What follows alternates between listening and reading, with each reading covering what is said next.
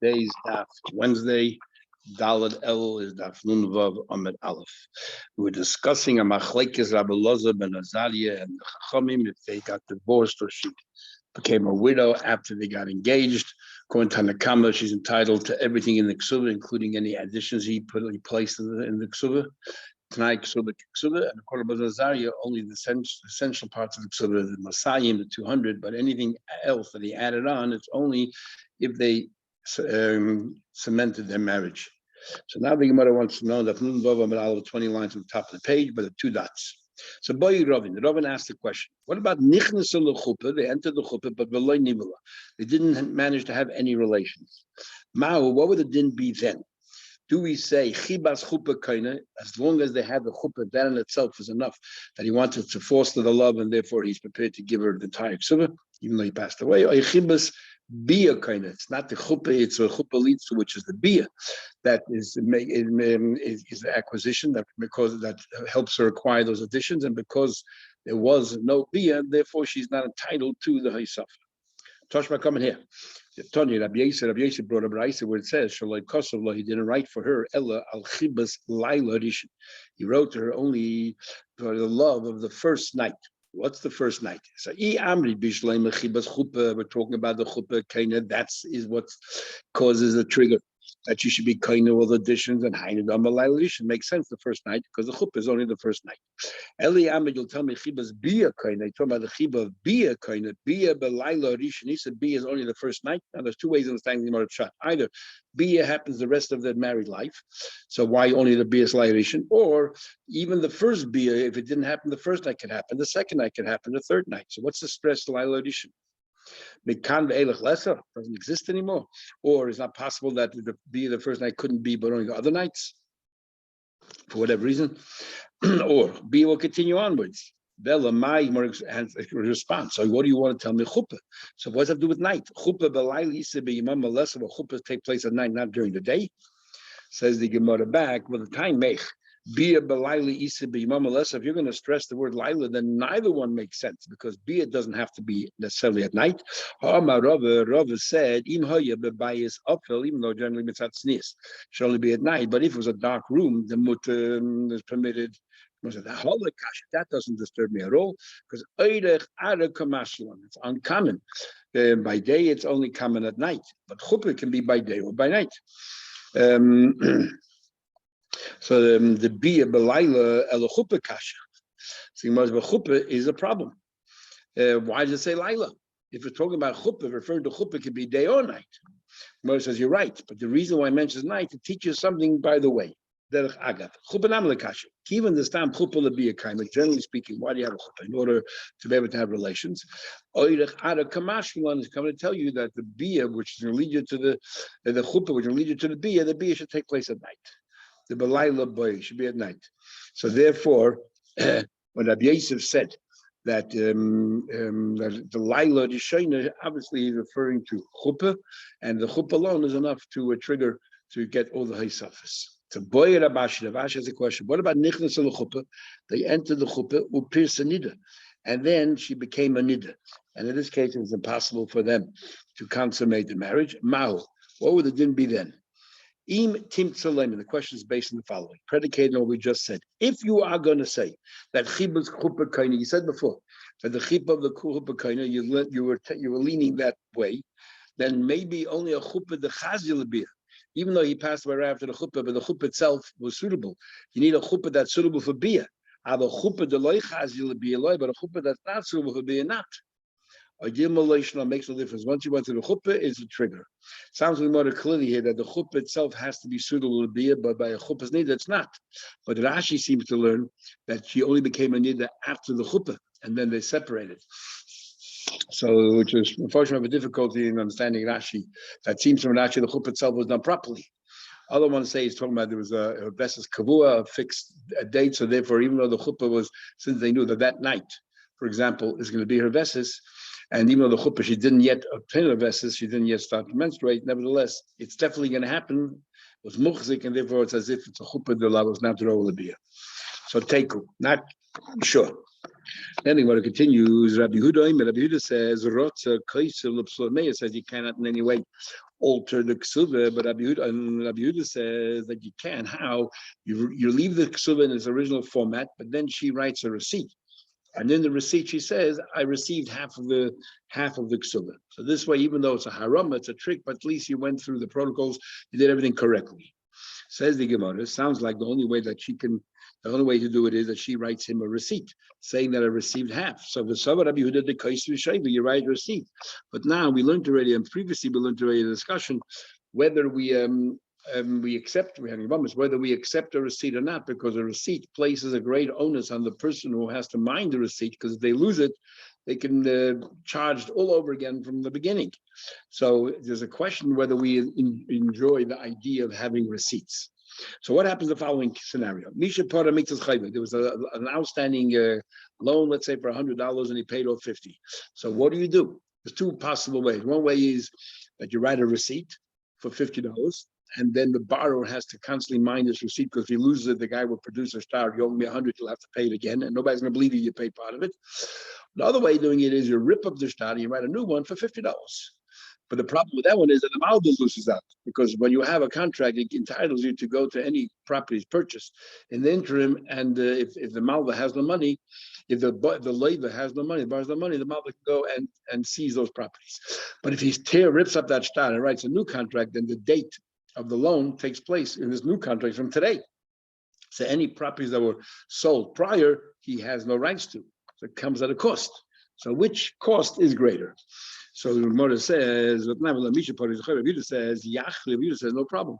We don't want receipts. It's too difficult. So therefore, we'd rather rip up the shtar and write a new shtar, even though it comes at a cost to the malva. But that's the only way to do it. And Rabbi Yossi says, Yichtav loy shayver.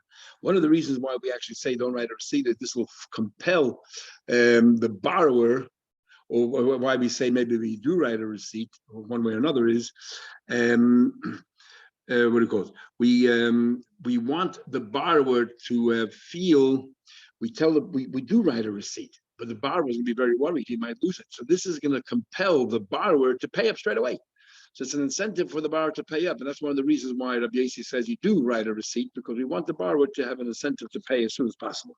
So Rabbi Yehuda says, "Yachli, we just swap, write a new shtar, even though it comes at a cost to the malva." And Rabbi Yossi says, "Yichtav lo shayver, write a shayver, and this will the malva benefits from that as well, because the labor will go pay up as soon as possible." So the question right over here is, you're telling me Rabbi Yehuda says to the wife, "Go ahead and write a receipt." Rabbi Yehuda clearly doesn't believe in the concept of receipts. Rabbi Yehuda said, you know what we're talking about here? In the ksuba document itself, we write a receipt. So if this woman ever wants to collect her ksuba, she has to produce a ksuba. And in the ksuba it says, and I already received half. So there's no concern. If she hides the ksuba and she hides the receipt and says she lost it, then she won't collect the ksuba either. She needs the ksuba. And what do you call it? And she can hide the ksuba, and the law of the bezin is, well, you were married, you have to pay out. No, because we're talking about a case where in the ksuba there were also a dowry that she brought in. If she conceals the ksuba, she'll never be able to collect back that dowry. So therefore, she has no incentive of hiding the ksuba. And once she produces it, you will see there is a seat there as well. Or we're talking about places where you have to write a ksuba, and therefore, if you want to collect, you have to produce a ksuba. Or there were witnesses that actually saw that you wrote a ksuba, as Tesis explains. Says that's one answer. So the receipt is written, incorporate into the ksuba. However, Abaye says, there's no receipt at all. So what's the difference? Why by ksuba Rabbi Yehuda says, yes, write a receipt. And why in the case of the loan, he says no receipt? Very simple. In the case of the loan, the fact is that the borrower paid back half the money. So therefore, and we are worried for the borrower's sake that he might lose a receipt, and wrongfully he'll pay twice. He'll lose a receipt, and he'll produce a shtar. And the lender will collect the same sum a second time. It's not fair. Therefore, Rabbi Yehuda says no receipts. Over here, the fact of the matter is she never received any money. So if you never received any money, and let's say the husband loses out, too bad. You're not paying double because you never paid in the first place. He just did you a favor. So you better make sure that you keep your mind the receipt. Did he give her anything? No, he just said, not today. Well, if you watched and you minded it well, the husband, fine, and he lied not to. And if he didn't watch it, what's the worst thing going to happen? You're going to pay out the folks of it. You nafshe, it's his own problem. Says the Gemara, okay, you understand why Abai didn't learn like Tani Kushavet. Nowhere does it say that you have to write the receipt incorporated within the Kesuvos, so why come up with a new idea? Why does it mean like Abai? It makes sense. But in this case of the shaver is not a concern. It's the husband who has to, she's doing him a favor, and if he loses it, too bad. So we are worried. If we're going to allow a receipt here, then in the future people are going to start giving receipts in the case of a loan, and there we talk worry that the borrower will end up paying double. Time and the cost. Says the Gemara further. Okay, fine. Says the Gemara. Time. The only reason is the cost for late. The only reason because we go through the whole process. She writes, "I was meichel, aval al peh." But if it was done orally, she says, "Okay, I'm meichel you, or you only owe me 100." Like it doesn't work. Now, what's the chilik if it's al peh or if it's biksav? Because al peh, it's merely like, if it's biksav, it looks like the Kesuvos is written correctly. You have to give it $200, and then she gives a receipt back. Everything looks normal, even though we know it didn't happen, but everything looks above board. On the other hand, if the Kesuvos says 200 and she says you only owe me 100, then the whole thing looks fictitious or some kind of a scheme, and it doesn't look real. Says the Gemara, why not? Because my question is, since this is something which is to do with a commercial, it's a commercial law, and for Shamina Rabbi Yehuda have an argument and made Rabbi Yehuda's of opinion, if you make a condition, something to do with money obligation, you can make a condition, and even though it might be the Torah says you're obligated to pay so, I can make a condition that I'll pay less. And by Dobashin, Mike is like a Michael. So by Dobashin a moment, tonight Kayim. So here also, what's the big deal? The Kesuvos says $200, and she says that you only owe me 100, makes it tonight I'm going to marry you, you only owe me 100. So tonight Kayim, we have to write it down. The Tanya, where do we know this from? We learned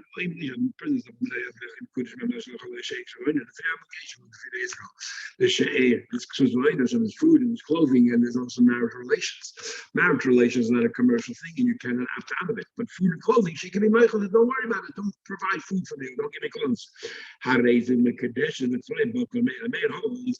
All three of them, she is Mekudesh because it's now it gets cancelled. The Torah gets cancelled because you're going against the Torah. And because you're going against the Torah, tonight is cancelled. Those are what are made. Rabbi Yehuda says, when it comes to commercial things, tonight is kayim, and therefore what? And therefore that they're engaged, just you don't pay the food and everything else. Rabbi Yehuda holds that Kesuvos answers. Rabbi Yehuda holds. So the question here is, why can't you just make it tonight and say you don't pay me the full 200, only 100? It's a double shemamin. So he answered, Rabbi Yehuda holds that Kesuvos, and like majority opinions hold, that Kesuvos only midrabanan. We discussed in the beginning of the year, but the beginning of the sugya, homosexual Kesuvos, Rabbanan, the Raisa or the Raisa and the amounts of the Rabbanan, different opinions. So Rabbi Yehuda holds that Kesuvos Rabbanan, and therefore what? And sometimes when it comes to Rabbanan, the Rabbanan decided to make it stricter, more stringent than the Torah, so people should actually comply with these laws. So therefore they said, even though Mahat Torah, in dealing with the Torah, you can make it tonight, you're going against the Torah, but now when it comes to the Rabbanan, otherwise people are going to treat it very lightly. The Chachamim also chized the Torah to read the Rabbanan, to reinforce their words are stricter than the words of the Torah. Says the Gemara, you're telling me that what? That every Rabbanan, if it's a Tanai against a law of the Rabbanan, that Tanai is blocking because we make a chizuk with Rabbanan. I'm going to show you a din the Rabbanan where we say a Tanai doesn't work. And we're not going to make a chizuk. Where's that? How he paid is the Rabbanan. The din is the woman brings into the marriage assets. It's called Nichsem Aloik. That the husband therefore works through the assets and he gets the produce. What happens? The husband says, that will have nothing to do with your assets and nothing to do with your produce. And then if she sells the produce, buys a property, new property, and this time the husband does have to do, because that's called payday paydas, it's the second generation. In his vow that he made, or his tie that he made, he only severed his ties with the original property and the paydas. He did not sever his ties between him and the payday paydas. So therefore, he says here that had he paid is the Rabban, this whole idea that the husband gets the produce is incentive of the Rabbanan that he should work to feel. The Rabban Chizuk did not make the Chizuk, now we learn. He continued to eat the payday, even though he wrote to have nothing to do with the property, have nothing to do with his produce, but by payday he does. And until he writes a Din Udvorim Ainli Ben Chosayach, this is clearly spelled out. I have nothing to do with paydays. So we see over here, but he can make it tonight, opt out of the Din Rabbanan. And we don't say that the Chachamim made Chizuk with Ibrahim, so that he can't opt out, he can't make it tonight against it. What's going on here? We came and we established my case. When it says that he writes, it means Ayman, just says. I mean, you make it tonight. You make it tonight, get it to Rabbanan. Amar Abaye said, big difference. La Koil Yesh Kesuvos, everyone who gets married has a Kesuvos. It's extremely common. But Lola Kol Yesh Peida, but not everyone who gets married has really looking for it's 80%, it's not even a common number. Therefore, Milos in the Shricha, which is something which is common, out of the way, they're very stringent. They decided to reinforce it. They said you cannot make it tonight against the Rabbanan, like by Kesuvos, you cannot make it tonight, you have to write it down. And it looks overtly if it looks proper. On the Milsa, the Leishricha, but something which is not common, don't make any chizuk whatsoever. So is that so? What about people? Let's say people who freight in products, and they lead their donkeys with all kinds of wares. The shchichi, it's very common. The of the Rabbanan chizuk, yet we find that Rabbanan did not make any chizuk at all. That we're trusting and we don't take any special precaution. And this is a common thing. You just said by the Rabbanan we take special precautions. Here the Rabbanan, very common, and we don't take any precautions. What are we talking about? We're talking about a case that we actually had before as well. Now we learned these two were donkey drivers. Shenichim said it came into a city. But Omar Echem, and one of them said, Shali Chodosh, all my produce here is new, which means it's not that good. It's an age yet. My friend, his produce is quality is much better than mine, or aged. Other Mepharshim say Chodesh means literally Chodesh, the din of Chodesh, which is that was prior, that was after the second day of Pesach, and Yashim is before the second day of Pesach, and Rashi doesn't like that at all. So he says, my quality is not as good as his quality, right? So he appears to be very honest. Then he says, I did not give the truma to my sister, my friend.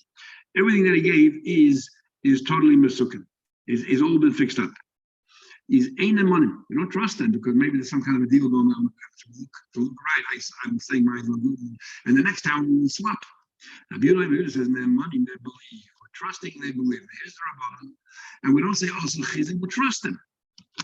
Omar Abaye said, you're talking about this case over here. What are we worried about? We're worried about not everyone gives mice. What about what I did Ibrahim? There's a definite halach like a ksuda of the Rabbanan chizuk. We reinforce it. Suffix Ibrahim, mice is only a suffix whether they gave it not. What of the Rabbanan chizuk? They don't make chizuk. And Rabbi goes further. It's not just a suffix. This is a very weak suffix because the right of the Maratz and look at mice. But the Mai when it comes to the Mai, they were much more lenient. Similar machlikas we have in Sechta Shabbos in the second page. But you go by.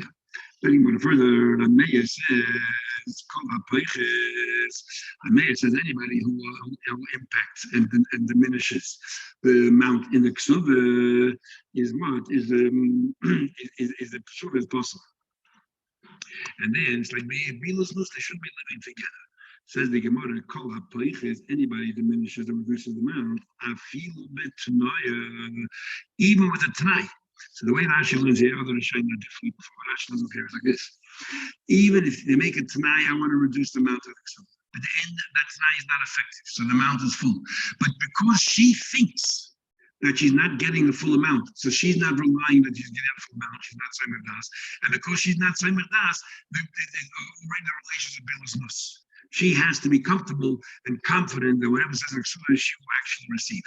So we see from here, Alma Kasava, Tanai Bottle, the Tanai is bottle, the Isla, and she's entitled to the full Ksuvah because you're going against the Torah. And nevertheless, the Kiva, the Amala, but the fact is, he told her that you're not receiving full Ksuvah, Elamona, only Amana, like some Chadaita. She's not relying to get the full amount. And therefore, even that is considered Bilas Nus. Says the Gemara, that's what it seems from our Mishnah. Let me ask you a question. Let me learn before that Ameir says, the Omar call Masna, but only when they go against the Torah is it Tanai bottle. It sounds like they go against Rabbanon, the Tanai is not bottle. Not like Rabbi Yehuda said, also Chizak. It sounds like when you go against Rabbanon, Tanai is not bottle. How about Rabbanon, Tanai Kaim? The Tanai is Kaim. Ksuva to Rabbanon. So the Chayna, if it's Ksuva to Rabbanon, Tanai Taka should be Mekayim. The Taka should be less, give her less than the full amount. It might be Bill's Nus, but should be giving the full Ksuva. Says the Gemara, Ksuva Ameir is of the opinion, which we had before as well. The first page, Ksuva the Araisa. He actually holds that Ksuva is Mahatayna. And therefore, he cannot make a Tanai against it. So he went further. Tanya, we learn. Rameya says, anybody reduces the amount from 200 from 200. Or Lamona, and Mona, for 100, that is what a bilus nus. You think for amount, that's a bilus nus. However, Rabbi Yasi comes along, and when we talk about Rabbi Yasi now, he says, Rashai. But not only you let him reduce it, let him verbally reduce it. And the Tanai seems to be Mekoyim. Comes along and Rabbi Yehuda says that no, you can reduce it, but not by saying it verbally. You actually have to go through the process. You have to write the ksula properly 200. And she writes back to him, he's kabalti melchamona, I received 100. Well, mana, or the case of 100, and she writes back, he's kabalti melchamona, he's like, I received 50. Says the Gemara, so let me understand Rabbi Yasi. So Rabbi Yasi holds you about to reduce the amount of Ksula, and that's good enough. Let me ask a question. Let me ask a question. It says, the Tanakama says, Ein oisin ksuvas isha metalpin. You cannot pay for a woman, tell a woman you're going to get their stuff from metalpin. Why not? Because when you lose it. Or you might get the value, but because we want to help her out. What if you lose them until then? And that's it. Her own payments from there. Or it gets devalued over time. But Rabbi Yasi says, now we can try to understand what Rabbi Yasi says. How will we help him out by this? And what does it mean, how are you helping out? If you're going to say that you cannot get metal to the kaka, of course you're helping out. What does Rabbi Yasi mean? We'll soon see.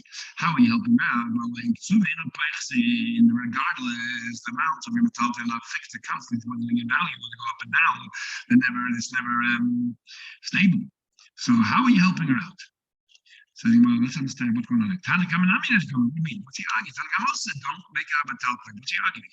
And this is what he's saying. When do we say there's the Mishon Kibble Chais?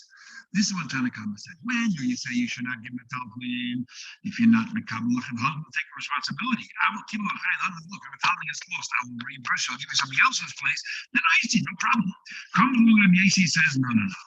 Even if it gets lost, we'll take care of it. That's what we're going to find, but the value is diminishing. The value gets down. Even when you didn't lose it, she still was worth 200 at the time, but now might be worth 50 by the time she becomes a widow or divorced. Now, that's what Rabbi Yasi says. Let's understand. Rabbi Yasi is worried about a diminishing value, which is by itself. So surely in the case where the Chatchila, she says, I'm giving you only 100, how can that be valid? Mahos and the Dilma Paxi. Maybe it'll lose value. She's already worried. Rabbi Yasi, the Vadika Paxi here, the Ksuvah is less definitely, instead of 200 is 100. Like, surely it should not be a valid Ksuvah. What are you comparing? There she thought she's getting 200. She wasn't meichel anything. And therefore, if it's not stable, the price, it's a problem. Over here, you tell her, I'm not giving you 200, I'm giving you 100. If she accepts it, she knows that she's only receiving 100, and she was meichel. There's no issue. Yada, the kamachla. Now I'm going to tell the story. The sister of Ramachama, having the civil Rabbi Abia, was married to Rabbi Arbi. And what happened was, she once lost the Ksuvah. She lost the Ksuvah. Also, the Kamen of Yosef came before Rabbi Yosef to know what to do. Whether they can live together, you have to write a Ksuvah. Rabbi said,